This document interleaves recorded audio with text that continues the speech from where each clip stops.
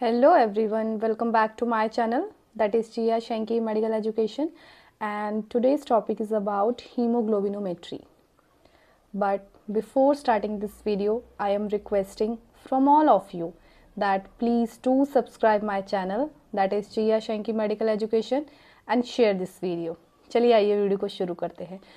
जो आज का हमारा टॉपिक है हीमोग्लोबिनोमेट्री, इसमें हम हीमोग्लोबिन के बारे में कवर करने वाले हैं, that what is haemoglobin, what is Hb, how to perform it, how it is synthesis, ये कैसे बनता है, इसके पार्ट्स क्या क्या है, ये कहाँ पर लाई करता है, इसके फंक्शन क्या हैं, इसका डिग्रेडेशन कैसे होता है, एंड फंक्शन करता है तो कैसे करता है, डिग्रेडेशन करता है तो कैसे होता है, इन सब को आज हम पूरी डिटेल में स्टडी करने वाले हैं। ये पार्ट 1 वीडियो है, आपको पूरा देखने के लिए पार्ट 2 वीडियो को देखना पड़ेगा। So stay tuned with me, okay. हम आज इस वीडियो को स्टार्ट करते हैं। चलिए आइए शुरू करते हैं। देखिए, हीमोग्लोबिनोमेट्री में सबसे पहले हमें जानना पड़ेगा कि हीमोग्लोबिन क्या होता है। So haemoglobin, it is defined as the red pigment present in the red blood cells of almost all vertebrates.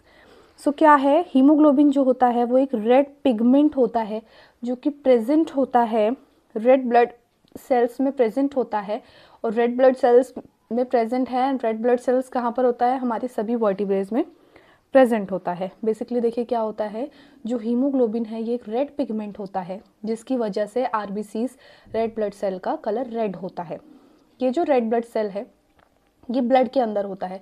Blood के अंदर सबसे ज़्यादा मात्रा में पाए जाने वाला जो सेल है that is a red blood cell, okay. So blood हमारे सभी वर्टिब्रेट्स में प्रेजेंट होता है, एंड अगर ब्लड हमारे सभी वर्टिब्रेट्स में प्रेजेंट है तो ऑब्वियसली वहाँ पर रेड ब्लड सेल भी होंगे, और अगर रेड ब्लड सेल है तो वहाँ पर एचबी भी होगा, okay. So it carries oxygen from the lungs to all parts of the body.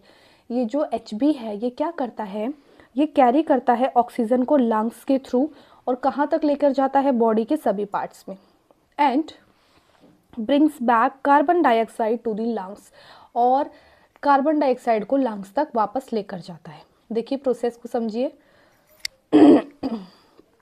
Process को समझना है।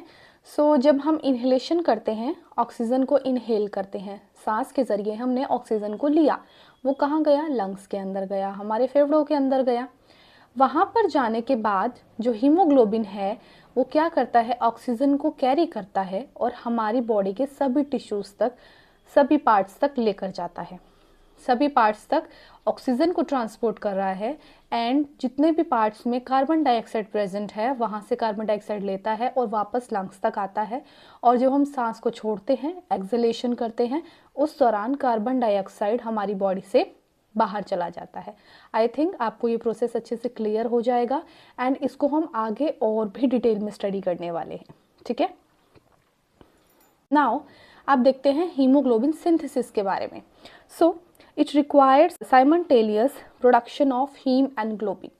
जो हीमोग्लोबिन है इसके अंदर haem and globin major components है जिसकी हेल्प से हीमोग्लोबिन पूरा होता है। जैसे हमारी बॉडी में बॉडी पार्ट्स है, ईयर है, नोज़ है, ऐसे ही हीमोग्लोबिन के अंदर जो मेन 2 चीज़ें हैं वो है हीम एंड ग्लोबिन। अब इनके बारे में देख लेते हैं कि हीम क्या है एंड ग्लोबिन क्या है, ओके।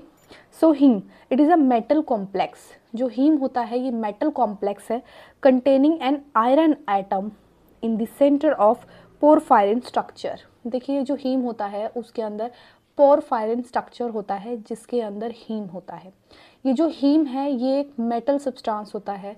इसको मेटल सब्सटेंस इसलिए कह रहे हैं क्योंकि ये आयरन की फॉर्म होती है, जो कि फेरस फॉर्म में हमारी हीमोग्लोबिन में प्रेजेंट होता है, ओके।